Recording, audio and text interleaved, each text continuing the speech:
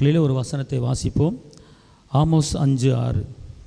கர்த்தரை தேடுங்கள், அப்பொழுது பிழைப்பீர்கள். இல்லாவிட்டால் பெத்தேலில் இருக்கிற ஒருவராலும் அவிக்கப்படாத அக்கினி யோசேப்பின் வீட்டில் பற்றி அதை பட்சிக்கும். அதாவது கர்த்தரை தேடுங்கள், அப்பொழுது பிழைப்பீர்கள். இப்போது ஒரு காரியத்தை நாம் தெரிந்து கொள்ள வேண்டும். இன்றைக்கி நம்முடைய வாழ்க்கை, நம்முடைய குடும்பம் அப்படின்னு ஒன்று இருந்தால் இன்றைக்கி நம்மளுக்கு பிழைப்பு வேண்டும். பிழைப்பு அப்போ ஒரு குடும்பம் இருந்தால் ஒரு வேலை வேணும், ஒரு நல்ல வருமானம் வரணும், ஒரு நிரந்தரமான ஒரு சுகம் வேணும், நிரந்தரமான ஒரு சமாதானம் வேணும். ஆனால் இது எல்லாம் எங்கேருந்து வருது, எந்த பக்கம் இருந்து வருது அப்படின்னு நீங்கள் கேட்டிங்கன்னா, யாரெல்லாம் கர்த்தரை தேடுகிறார்களோ, யாரெல்லாம் கர்த்தரை பற்றி கொண்டு இருக்கிறார்களோ, யாரெல்லாம் கர்த்தருக்கு நேரத்தை ஒதுக்குகிறார்களோ அவர்களுக்கு அவர் சொல்லுகிறார், கர்த்தரை தேடுங்கள் அப்பொழுது. அப்படின்னா இன்றைக்கி எனக்கு பிழைக்க வழி இல்லை, வாழ்கிறதுக்கு வழி இல்லை, என்ன செய்கிறதுன்னு தெரியல அப்படிங்கிற பலவிதமான குழப்பங்களிலே அநேகர் இருக்கிறாங்க. ஆனால் ஒரே ஒரு வழி என்ன அப்படின்னு கேட்டிங்கன்னா, கர்த்தரை தேடினால் போதும், பிழைக்கிறதுக்கு வழியை அவர் கொடுத்துருவார். அல்லேலூயா.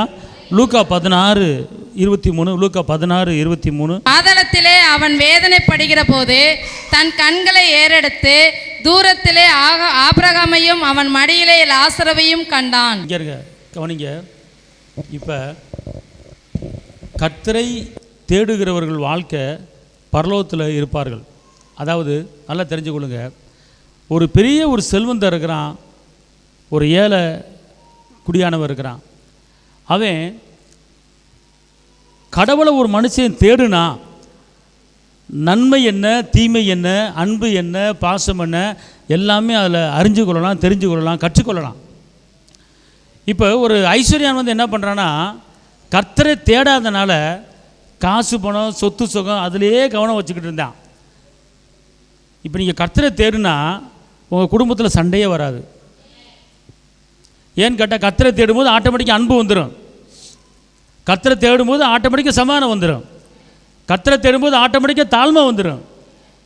அப்போ கர்த்தரை தேடுவதால் கிடைக்கிற நன்மைகள் பிழைப்பு மட்டுமல்ல, அநேக காரியங்களை கற்றுக்கொள்வீங்க. நீங்கள் ஒரு குடும்பத்தில் எப்படி இருக்கணும், எப்படி பேசணும், எப்படி பேசக்கூடாது, சமாதானமாக வாழணும் கற்றுக்கொள்வீங்க. ஆனால் இந்த ஐஸ்வர்யம் பார்த்துக்கொள்ளுங்க, கர்த்தரை தேடாமல் பணம் காசு பணம் காசு பணம் காசுன்னு தேடி, அதாவது ஒரு சாப்பிட வழி இல்லாத ஒரு மனிதனுக்கு ஒரு ரொட்டி துண்டு என்ன செய்யலை, கொடுக்கல. கடைசியில் கண்டிப்பாக மரணம் வந்துச்சு. அவன் லாசரும் செத்தான், ஐஸ்வர்யவானும் செத்தான். ஆனால் இந்த ஐஸ்வர்யவான் நரகத்துக்கு போனான், அந்த லாசர் எங்கே போனான், ஆபிரகாம் அடிக்கு போனான். அப்போ அவன் சொல்கிறான், ஆண்டவரே அந்த லாசர் விரல் நுனியில் ஒரு சொட்டு தண்ணி கொடுங்கன்றான். உடனே சொல்கிறார், இங்கே இருக்கும் அங்கே வர முடியும், அங்கே இங்கே வர முடியும் அப்படிங்கிற.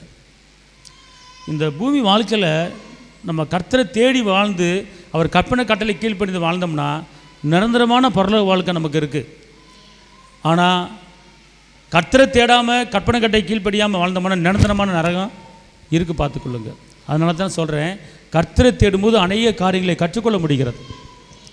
அன்பை பெற்றுக்கொள்ள முடியும், சமாதானத்தை பெற்றுக்கொள்ள முடியும், ஒரு மனதை பெற்றுக்கொள்ள முடியும், விடுதலை பெற்றுக்கொள்ள முடியும், இரக்கத்தை பெற்றுக்கொள்ள முடியும், தாழ்மையை பெற்றுக்கொள்ள முடியும், விட்டு கொடுக்கிற மனப்பான்மையை பெற்றுக்கொள்ள முடியும். கர்த்தரை தேடும்போது கிடைக்கிற நன்மைகள் பிழைப்பு கிடைப்பது மாத்திரம் அல்ல, எல்லா காரியங்களையும் நம்ம என்ன செய்ய முடியும், கற்றுக்கொள்ள முடியும், பார்த்துக்கொள்ளுங்க. அதுதான் கர்த்தரை தேடுங்க தேடுங்க தேடுங்கன்னு சொல்கிறது.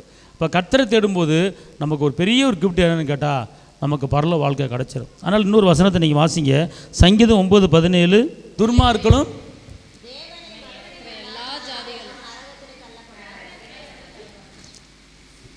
நிறைய பேர் சொல்லுவாங்க, பாவம் பண்ணிட்டு அநியாயம் பண்ணிட்டு அட்டுழியம் பண்ணிட்டு நரகத்துக்கு போயிட்டான் அப்படின்னு சொல்லுவாங்க, கேள்விப்பட்டிருக்கீங்களா? அது ஒரு பக்கம் இருந்தாலும், ஆனால் இங்கே நரகத்துக்கு யார் போவா அப்படின்னு கேட்டால், தேவனை மறக்கிறவர்கள். இப்போ அந்த ஐஸ்வர்யா வந்து பாவம் பண்ணி நரகத்துக்கு போனான் அப்படின்னா இருக்குது. அவன் என்ன பாவம் பண்ணான்? ஒரு பாவம் பண்ணலை. ஐஸ்வர்யனை வாழ்ந்தான், தேவனை தேடாமல் வாழ்ந்தான், தான் வாசப்படியில் படுத்துக்கிட்ட லாசருக்கு ஒரு ரொட்டு துண்டு கொடுக்க வழி இல்லை. ஆனால் வாழ்க்கை கடத்தில் செத்த பிற்பாடு எங்கே போனான்? ஆனால் எந்த பாவம் பண்ணலை. நரகம் இன்றைக்கி நல்லா தெரிஞ்சுக்கொள்ளுங்க. நரகத்துக்கு போகக்கூடிய ஒரு சூழ்நிலை என்னன்னு கேட்டால், யாரெல்லாம் தேவனை மறக்கிறார்களோ அவர்களுக்கு, திருப்பி இந்த வசனத்தை வாசிங்க பார்ப்போம். துன்மார்க்கரும் தேவனை மறக்கிற எல்லா ஜாதிகளும் நரகத்திலே தள்ளப்படுவார்கள். தேவனை மறக்கிற எல்லா ஜாதியரும் நரகத்திலே தள்ளப்படுவார்கள். அல்லேலூயா. அதனால் நம்ம என்ன செய்யணும் கேட்டிங்கன்னா, தேவனை என்ன செய்யக்கூடாது? மறக்கக்கூடாது. தேவனை மறக்கக்கூடாது. தேவனை தேடணும். அவரை தேடும்போது, அவர் சமூகத்தில் அமரும்போது நிறைய காரியங்களை என்ன செய்கிறோம்? நாம் கற்றுக்கொள்கிறோம். துன்மார்க்கம் பண்ணுகிறவர்கள், அநியாயம் பண்ணுகிறவர்கள், அட்டுழியம் பண்ணுகிறவர்கள், மாறாக தேவனை மறக்கிறவர்கள். இருங்களேன், கர்த்தரை தேடுனா துன்மார்க்கம் பண்ண மாட்டான். கர்த்தரை தேடுனா அநியாயம் பண்ண மாட்டான். கர்த்தரை தேடுனா பாவனை என்ன, நல்லது என்ன தெரிஞ்சுக்குவான். இதெல்லாம் எங்கே கிடைக்கிது அப்படின்னு கேட்டால், கர்த்தரை தேடும்போது தான் கிடைக்கிது. கர்த்தரை தேடும்போது பாவத்தை கண்டித்து உணர்த்திடுவார்ல. பைபிள் வாசிக்கும் போது கர்த்தரை தேடுறோம், கர்த்தரை துதிக்கும் போது, கர்த்தரை ஆராதிக்கும் போது கர்த்தரை தேடுறோம், ஜெபிக்கும் போது கர்த்தரை தேடுறோம், ஆலயத்துக்கு வரும்போது கர்த்தரை தேடுறோம். அப்போ இந்த நேரத்தில் எல்லா காரியங்களையுமே என்ன செய்கிறான்? கற்றுக் கொடுத்துட்றாரு. அப்போ கற்றுக் கொடுக்கும்போது அவன் தப்பு பண்ண மாட்டான், துன்மார்க்கம் பண்ண மாட்டான். அப்போ துன்மார்க்கம் ஏன் வருது? அவரை தேடாதனால தான், அவரை பற்றுக்கொள்ளாமல் இருப்பதனால தான் துன்மார்க்கமான காரியங்கள் ஒரு வாழ்க்கையில் நடக்கிறது. பார்த்துக்கொள்ளுங்க. நான் என்ன சொல்கிறேன், ஒரு மனுஷன் யோக்கியமான வாழ்க்கை வாழணுமா, ஒரு மனுஷன் நன்மையான வாழ்க்கை வாழணுமா, ஒரு மனுஷன் பாவம் இல்லாத வாழ்க்கை வாழணுமா, எல்லாமே எங்கே கிடைக்குது, எங்கே கற்றுக்கொள்கிறோம், எங்கே தெரியுது அப்படின்னு கேட்டிங்கன்னா, கர்த்தரை தேடுகிற இடத்துல தான் எல்லா காரியமும் கற்றுக் கொடுக்கப்படுகிறது. கர்த்தர் சமூகத்துக்கு வருகிற இடத்துல தான் கற்றுக் கொடுக்கப்படுகிறது. தவறு என்றால் என்ன, பாவம் என்றால் என்ன கற்றுக் கொடுக்கப்படுகிறது. ஆனால் கர்த்தரை தேடுவதுன்னு என்ன அர்த்தம்? அவர் சமூகத்தில் அவருக்கு மகிமை செலுத்துவது, அவருக்கு நன்றி சொல்லுவது, அவரை துதிப்பது, அவரை ஆராதிப்பது, அவருக்கு மகிமை செலுத்துவது, அவருடைய வார்த்தைகளை கேட்பது, அதன்படி நடக்கும்போது நாம் என்ன செய்கிறோம்? கர்த்தரை தேடுற அர்த்தம். இதுதான் கர்த்தரை தேடுறதுக்கு உண்டான ஒரு அறிகுறி. பார்த்துக்கணும்.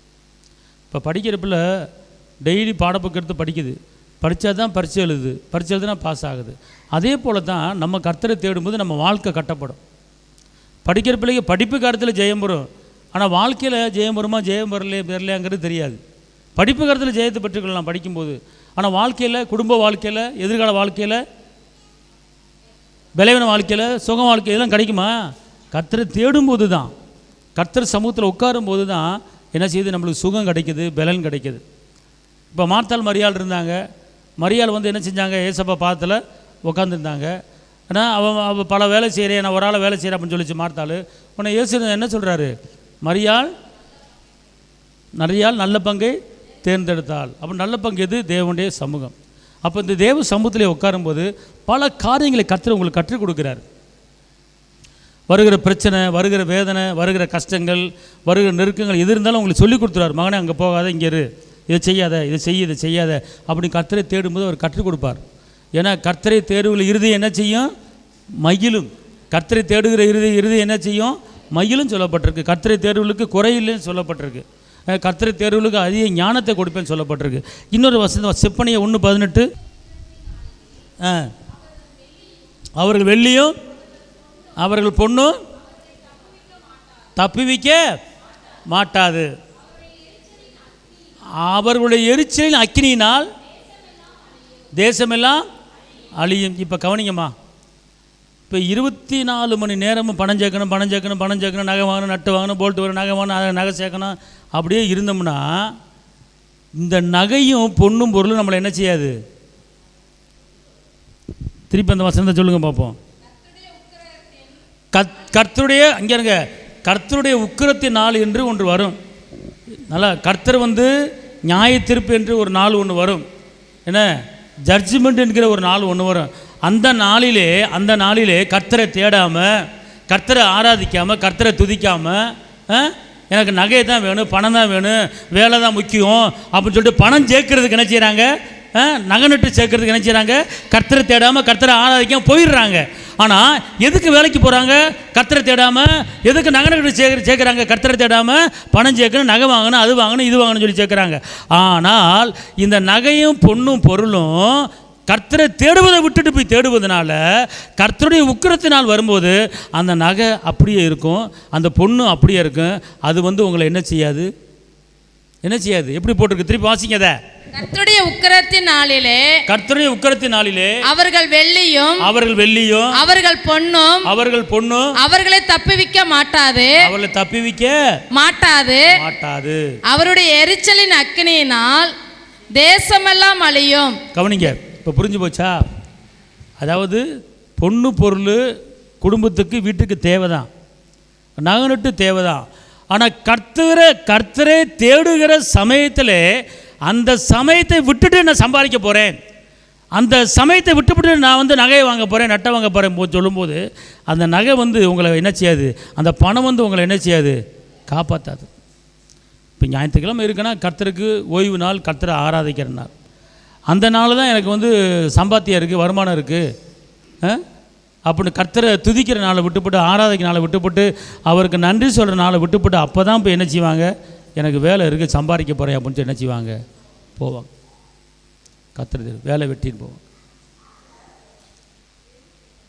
கர்த்தரை தேடுகிற நாளை விட்டுட்டு எனக்கு 2000 வருமானம் கிடைக்க போனீங்கன்னா அந்த 2000 வருமானம் அந்த வாரத்துக்குள்ளே உங்களுக்கு வீண் செலவாக மாறிடும். எங்கள் சம்பாதிக்கிறதுக்கு 6 நாள் கொடுத்துருக்கிறாரு, கர்த்தரை தேடுகிறதுக்கு 1 நாள் இருக்குது. அந்த நாளை கூட நம்ம என்ன செய்யக்கூடாது? விட்டு கொடுத்து அந்த நாள் கர்த்தருடைய நாள் அப்படின்னு அவருக்கு மதிப்பு கொடுத்து அவரை தேடுறதுக்கு நம்ம என்ன செய்யணும்? முன் வரணும். பார்த்துக்கொள்ளுங்க. அதை விட்டுப்பட்டு சம்பாதிக்கிறதுக்கு, பொண்ணு வாங்குறதுக்கு, நகை வாங்குறதுக்கு அங்கங்கேயும் ஓணுன்னு வச்சுக்கொள்ளுங்க. அது நம்மளை என்ன செய்யாது? காப்பாற்றாது. எசேக்கியேல் 7:19 தங்கள் வெள்ளியை நெருக்கையில் எரிந்து விடுவார்கள், அவர்களுடைய பொன் வேண்டா வெறுப்பாய் இருக்கும். கர்த்தருடைய சினத்தின் நாளிலே அவர்கள் வெள்ளியும் அவர்கள் பொன்னும் அவர்களை விடுவிக்க மாட்டாது. அவர்கள் அதனால் தங்கள் ஆத்துமாக்களை திருப்தியாக்குவதும் இல்லை, தங்கள் வயிறுகளை நிரப்புவதும் இல்லை. அவர்கள் அக்கிரமமே அவர்களுக்கு இடரலாய் இருந்தது. இப்போ உங்களுக்கு ஒரு மேஜர் ஆப்ரேஷன். என்னது? ஒரு மேஜர் ஆப்ரேஷன். டாக்டர் சொல்லிட்டாரு, கையெழுத்து வாங்கியாச்சு, இதில் நீங்கள் பிழைக்கிறதா பிழைக்கலான்னு எனக்கு தெரியாது, நான் கத்தி வைக்க போகிறேன், இருதயத்தில் கத்தி வைக்க போகிறேன், அதனால் பிழைச்சா பரவாயில்ல, பிழைக்கலன்னா என்னை கேட்காதீங்க, டவுட்டு தான், எதுக்கும் நீங்கள் மரணத்துக்கு ஆயத்தமாக்கிங்க அப்படின்னு டாக்டர் சொல்கிறாரு. நம்மளுக்கு எப்படி இருக்குது அந்த நேரத்தில்? அப்போ அவங்க என்ன செய்கிறாங்கன்னா, நீங்கள் இதுவரை சம்பாதிச்ச ஒரு 350 பவுன் இருக்குது, அது உங்கள் தலைமாட்டில் உங்கள் கண்ணில் பார்க்குற மாதிரி பார்த்துக்கங்க, அது உங்களை காப்பாற்றும் அப்படின்னு சொல்லி வச்சுட்டா நீங்கள் என்ன செய்வீங்க? அதை பார்ப்பீங்க, நகையை பார்ப்பீங்க. உடனே டாக்டர் சொல்லுவார், நீங்கள் கடவுளை வேண்டிக்குமா, கடவுளை வேண்டுங்க, நீங்கள் பொழைச்சிருவீங்க, கடவுளை வேண்டுங்க பொழைச்சிங்க. டாக்டர் சொல்லுவார், அப்படி ஆண்டவர் என்ன காப்பாற்று, ஆண்டவர் காப்பாற்று சொல்லுவாங்க. ஒரு பக்கம் 350 பவுன் இருக்கும். கடவுளை பார்ப்பீங்களா, 350 பவுனை பார்ப்பீங்களா? 350 பவுனை பார்ப்பீங்களா, உயிரை காப்பாற்றுற கடவுளை பார்ப்பீங்களா? அப்போ அந்த பவுனை எப்படி ஆகி போச்சு? நீ கஷ்டப்பட்டு சேர்த்து வாங்கின பவுனு நல்லா டொண்டக்கான் அப்படி ஆட்டுறது, மினுக்குது, ஒட்டியானா கிட்டியானா அதெல்லாம் போட்டுட்டு நல்லா இருக்கா அப்படி இப்படிலாம் காட்டினது, மினுக்குனது, என்னையும் பாரு, என் கையம் பாரு, என் நெக்லஸை பாரு, தோட பாரு, இதை வயிறா தோடு அப்படின்னு சொல்லி காட்டினதெல்லாம் அதெல்லாம் ஒரு பக்கம் குமிச்சு வச்சுட்டு, பாரு இந்த கத்தி ஆபரேஷன் பண்ண போகிறேன், கடவுளை பார்த்துக்க இந்த 300 பவுனு, கடவுளை பார்த்துக்க 300 பவுனு, அப்படின்னா 300 பவுனு காப்பாற்று, இதை காப்பாற்று நான் சொல்லுவீங்க? கடவுளை தான் பார்ப்பீங்க, ஏசப்பா தான் என்ன செய்வீங்க? பார்ப்பீங்க. அப்போ அதான் என்ன சொல்லுது, உன் நகை எங்கே போவேன்? தெருக்களில் எரிந்து விடுவார்கள்.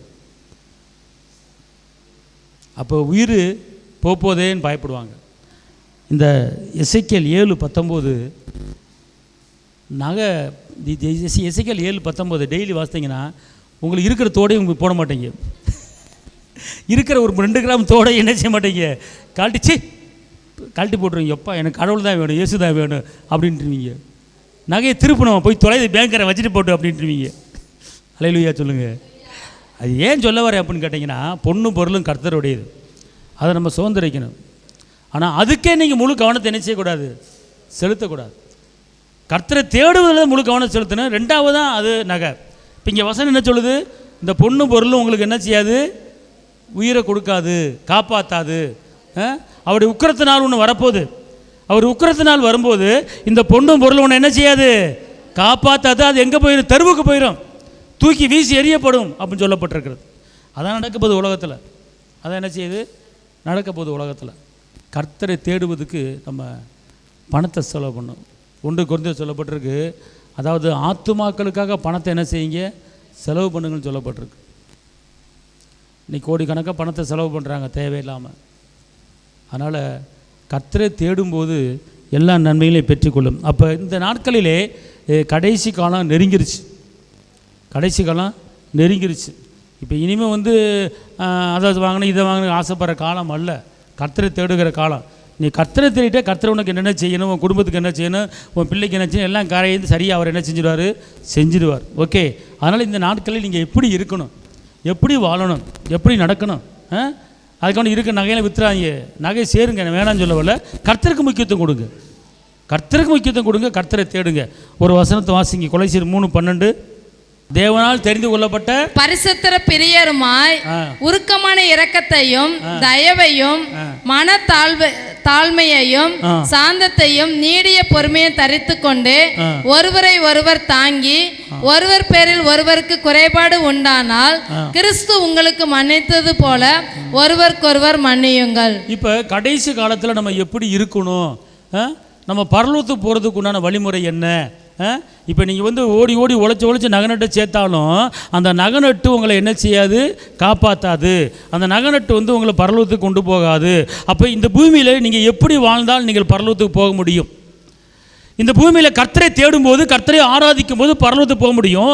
ஆனால் கர்த்தரை தேடும்போது எப்படி தேட வேண்டும், எப்படி இருக்க வேண்டும், பரலோகத்துக்கு போகிறதுக்குண்டான வழிமுறை என்ன அப்படின்னு கேட்டால் இந்த வசனம் சொல்லுது, ஆகையால் தெரிந்து கொள்ளப்பட்ட பரிசுத்தர். இப்ப சொல்லுங்க, நான் தேவனால் தெரிந்து கொள்ளப்பட்ட பரிசுத்தமானவள். இப்ப சொல்லுங்க, நான் நல்லா அடிச்சு பேசுங்க, நான் தேவனால் தெரிந்து கொள்ளப்பட்ட பரிசுத்தமானவள். பரிசுத்தமானவள் ஆயிட்டீங்களா? அப்படி பரிசுத்தமானவள் ஆயிட்டு எனக்கனாண்டு இருக்கக்கூடாது. எப்படி வாழணும், எப்படி இருக்கணும், எப்படி இருக்கணும்? உருக்கமான இரக்கம். எல்லாம் சொல்லுங்க, எனக்கு நான் பரிசுத்த வாழ்க்கை வாழ்ந்துட்டு உருக்கமான ஒரு இரக்கத்தோட வாழ்வேன். அடுத்து தயவு, அதை அப்படின்னா தயவு அப்படின்னா ஒரு மனித தயவு கிடைக்கும்படி மனித தயவோடு வாழ கற்றுக்கொள்ள வேண்டும். புரியுதா உங்களுக்கு? அடுத்து மனதில் என்ன உண்டாகணும்? எங்கே தாழ்மை உண்டாகணும்? எல்லாம் சொல்லுங்க, எனக்கு மனத்தாழ்மை. எப்போ முடியும்? தெரியல. எப்போ முடியும் தெரியலவா? ஒன்றும் உரியல. இதுக்கு பேர் மனத்தாழ்மை கிடையாது. எப்போ முடியும்? இப்போ முடிஞ்சிடும். இப்போ முடிஞ்சிடும். மனத்தாழ்மை. எப்போ வருவீங்க? வருவேன். வரமாட்டேண்ணா. இதுக்கு பேர் மனத்தாழ்மை கிடையாது. வருவேங்கண்ணு, எப்போ போல சீக்கிரம் வந்துடும் செல்லாம், வரவாடா. மனத்தாழ்மை. நீ என்ன குழம்பு? எனத்தையும் வச்சு தொலைக்கிறேன், வந்து கொட்டு வா. மனத்தாழ்மை கிடையாது. உங்களுக்கு பிடிச்சதை வைக்கிற வாங்க, மனத்தாழ்மை. நீ கடத்தல தேடிட்டேன்னா இந்த மாதிரி மனத்தாழ்மை ஆட்டோமேட்டிக் உள்ளே வந்துடும். அல்லேலூயா. மனத்தாழ்மை. எங்கே தாழ்மை வரணும்? பரலோகத்துக்கு போகிறதுக்கு இதெல்லாம் வழி. ஐஸ்வர்யா நரகத்துக்கு போனா, தப்பு பண்ணி பாவம் பண்ணி போனானா போட்டிருக்கு? ஒன்றுமே இல்லை. ஒருத்தனுக்கு ரொட்டி துண்டு கொடுக்கல, போயிட்டான் நரகத்துக்கு. லாசரு பசியாக இருக்கான், இப்படி கையேந்திரான், கொடுக்காம போயிட்டு இருக்கான், நரகத்துக்கு போயிட்டான். அதான் பைபிளில் போட்டிருக்கு, யாக்கோப்பு 4:17, ஒருவனுக்கு நன்மை செய்ய அறிந்தும் அதை செய்யாமல் போனால் உனக்கு பாவமே. புரியுதுங்களா? இதெல்லாம் வந்து பரலோகத்துக்கு போகிறதுக்கு வழி. நல்லா தெரிஞ்சு கொள்ளுங்க. பரிசுத்தரும் மனத்தாழ்மையும். அப்புறம் என்ன போட்டிருக்கு? மனத்தாழ்மை, சாந்தத்தையும். சாந்தமாக நம்ம என்ன செய்யணும்? இருக்கணும். சாந்தமா அப்படின்னு சொல்கிறது பெரிய காரியம் கிடையாது. சாந்தம்னா ஒரு அமைதி. உங்கள் முகத்தில் சாந்தம் தெரியணும், அமைதி தெரியணும். நல்லா இருக்கீங்க? என்ன சாந்தம். உங்களுக்கு என்ன இருக்குது? சாந்தம். அப்புறம் என்ன இருக்குது? நீடிய பொறுமை. அப்புறம் என்ன போட்டிருக்கு? இதையெல்லாம் என்ன செய்யணும் நீங்கள்? மனத்தாழ்மையும் மன உருக்கத்தையும் சாந்தத்தையும் என்ன செய்யணும்? தரித்துக்குள்ள என்ன செய்யறது? அதுக்கு என்ன அர்த்தம்?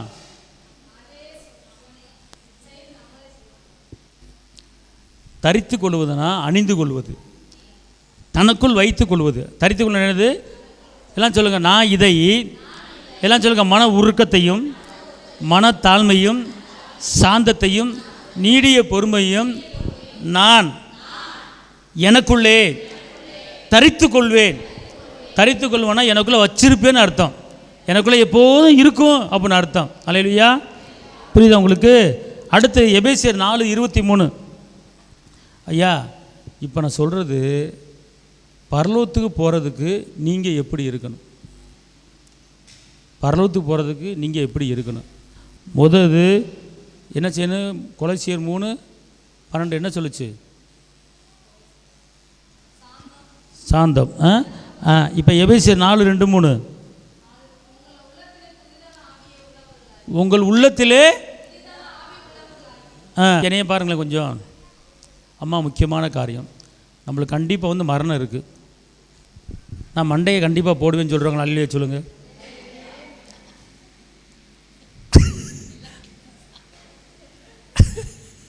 என்னடா சாக சொல்கிறான்னு சொல்கிறீங்களா?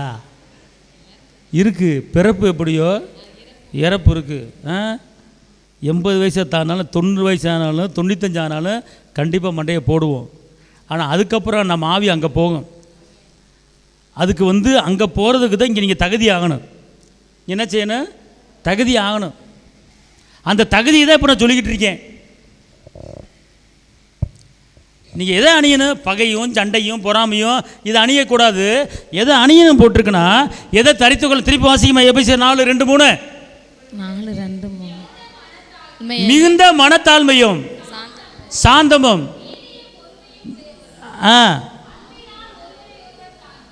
எப்படி தாங்கணுமா? எப்படி தாங்கணும்? எல்லாம் பக்கத்து ஆளை கையை பிடிச்சி அன்பினால் ஒரு உரை தாங்கி, அன்பினால் ஒரு உரை தாங்கி. நான் உங்களை இனிமேல் அன்பில் தான் தாங்குவேன்.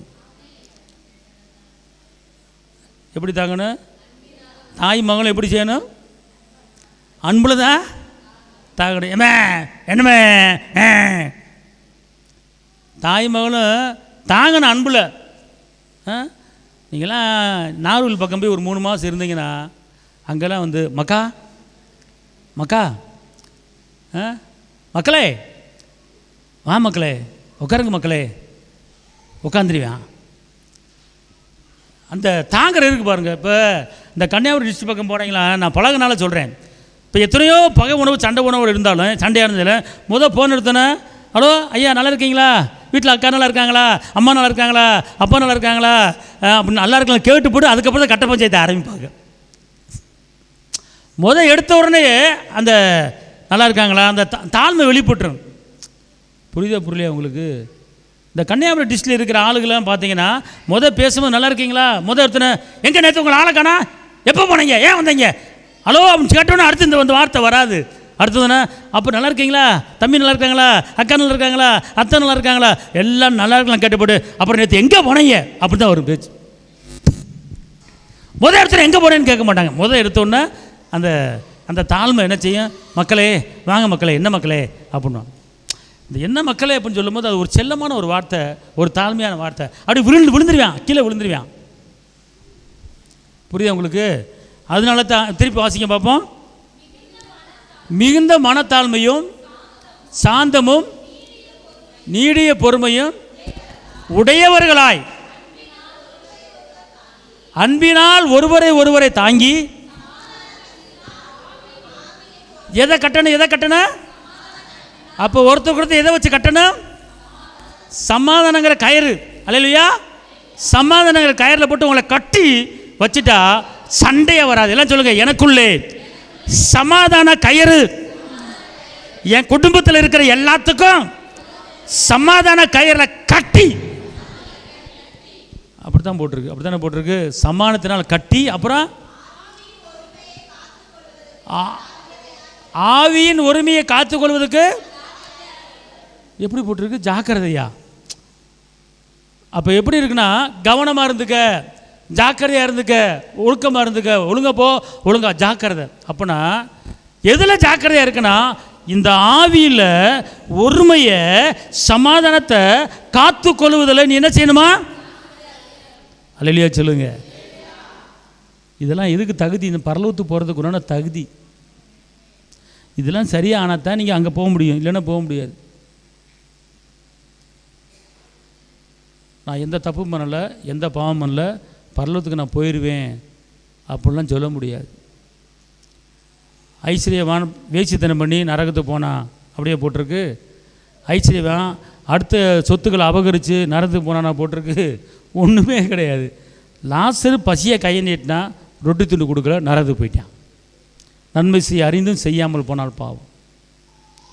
ஏன் இதை சொல்ல வரேன் அப்படின்னு கேட்டிங்கன்னா, கர்த்தரை தேடிட்டு இந்த ஒருமை உங்களுக்குள்ள இருந்தால் நீங்கள் உதவி பண்ணிடுவீங்க, ரொட்டி துண்டு கொடுத்துருவீங்க.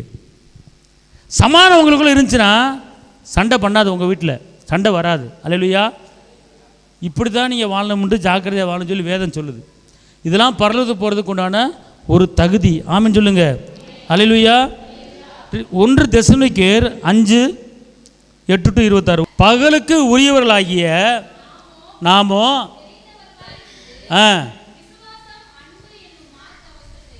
விசுவாசம், அன்பு என்னும் மார் கவசத்தையும், ரட்சிப்பின் நம்பிக்கையும் தலைச்சீராவையும். எதை தரிக்கணுமா? இங்கே வருங்க. இதை தரிக்கிறதுனால ஒன்றும் கிடையாது. இதை தரிக்கிறதுனால ஒன்றும் கிடையாது. நல்லா பட்டு சிலையை கட்டிட்டு போகிறனால ஒன்றும் கிடையாது. 10,000 பட்டு சிலையை கட்டிட்டு போகிறனால ஒன்றும் கிடையாது. சில பேர் வந்து இங்கே ஒன்று ஒட்டி போட்டிருப்பாங்க, அப்புறம் இங்கே ஒன்று போட்டிருப்பாங்க, அப்புறம் இங்கே ஒன்று போட்டிருப்பாங்க, இங்கே ஒன்று தொங்கும். இதை நீ போட்டிருக்கிறனால நீ வந்து பரவது போக முடியாது. ஜாக்கிரதை. எதை அணியணும், எதை தரிக்கணும்னு போட்டிருக்கு.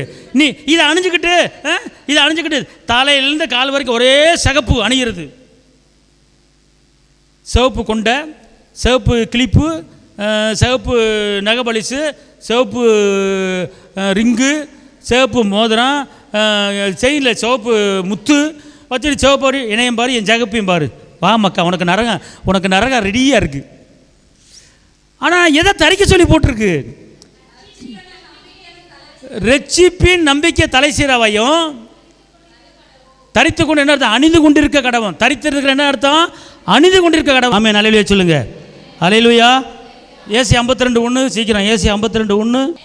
எலும்பு சீயோனே, உன் வல்லமையை தரித்துக்கொள். பரிசுத்த நகரமாகிய எருசலேமே, உன் அலங்கார வஸ்திரங்களை உடுத்திக்கொள். விருத்த சேதனம் இல்லாதவனும் அசுத்தனும் இனி உன்னிடத்தில் வருவதில்லை. அல்லேலூயா. அப்பனா நீ அணிய வேண்டிய காரியங்கள் நிறைய இருக்கு.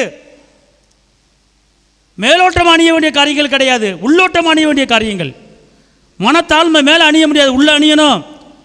நீடிய பொறுமை மேலே அணிய முடியாது, உள்ள அணியணும். இதைத்தான் நீங்கள் அணியணும் தவிர வேறு எதுவும் அணியக்கூடாது. நீங்கள் அணிஞ்சுக்கங்க, ஆனால் இதை முதல் அணியுங்க. ஆமென் சொல்லுங்க. செப்பனியர் 2:3. அவரை தேடுங்கள், நீதியை தேடுங்க, மனத்தாழ்மையை தேடுங்க. அப்பொழுது ஒருவேளை கர்த்தருடைய கோபத்தின் நாளிலே மறைக்கப்படுவீர்கள். அது கூட ஒருவேளைன்றார். நீ பண்ண அட்டுழியம் கொஞ்சம் நஞ்சம் கிடையாது. ஆனால் கடைசி நாட்களில் நீங்கள் தேட வேண்டிய காரியம் என்ன? நீதியை தேடுங்கள், உண்மையை தேடுங்கள், மனத்தாழ்மையை தேடுங்கள். இதை தேட கர்த்தர் பார்ப்பார். நீ என்ன தான் அக்கிரமம் பண்ணியிருந்தாலும், நீ என்ன தான் பாவம் பண்ணியிருந்தாலும், நான் என்ன செய்கிறேன், உன்னை நான் விடுவிக்கிறேன் அப்படிங்கிறார். ஆமென் சொல்லுங்கள். அல்லேலூயா.